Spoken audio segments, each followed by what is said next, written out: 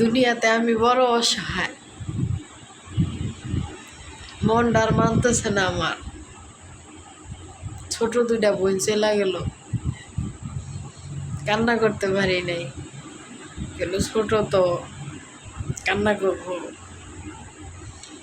এই কয়দিন ছিল এত কিছু বুঝি নাই, যখন চলে গেল তখন এই জায়গাটা মানে ভিতরটা পুইরা ছারকার হয়ে যেতেছে, আমার ঘরটা অন্ধকার হয়ে গেছে।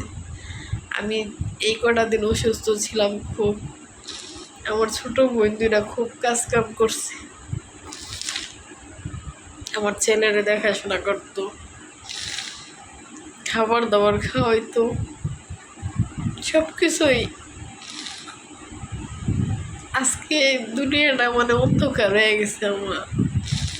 আমার কপালটাই জানি কেমন, ছোট থাকতেই আমার কপালটাই পুরা। আমি যেখানেই যাই সেখান দিয়ে আমার শেষ হয়ে যায় সব কিছু, হয় না। আর আল্লাহ পাক আমার কপালে এতটা কষ্ট লেখা রাখছি সবসময়, ইচ্ছা থাকলেও না আমি কিচ্ছু পারি না।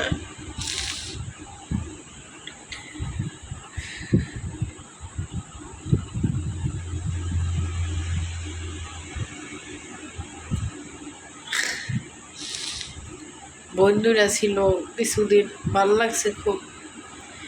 কিছু কিছু সময় জানেন কারো কথা শুনলে না অনেকটা কষ্ট লাগে, আবার কিছু সময় কারো কথা শুনলে অনেকটা ভালো লাগে।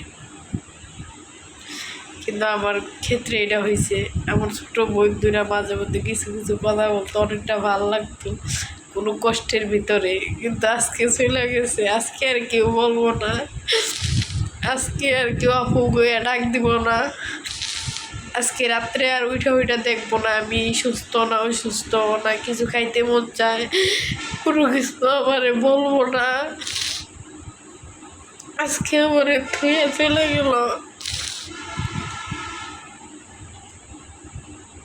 খুব খারাপ লাগতেছে। আমি পারি না খেলে আমার বোন দুটারে বুকে জড়াই ধরতে একটা বার,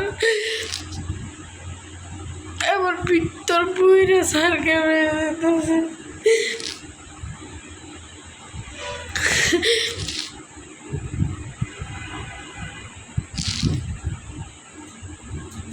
সবাই দোয়া করবেন আমার বন্ধুটার জন্য, যেন লেখাপড়া করে মানুষের মতো মানুষ হইতে পারে, আমার মতো যেন কষ্টের কপাল না হয়। আল্লাহ পাক আমার যে পরিমাণের কষ্টের কপাল দিছে, আল্লাহ যেন এই পরিমাণের কষ্ট না দেয়, আল্লাহ যেন সুখ দেয় এই দুইটা কপালে।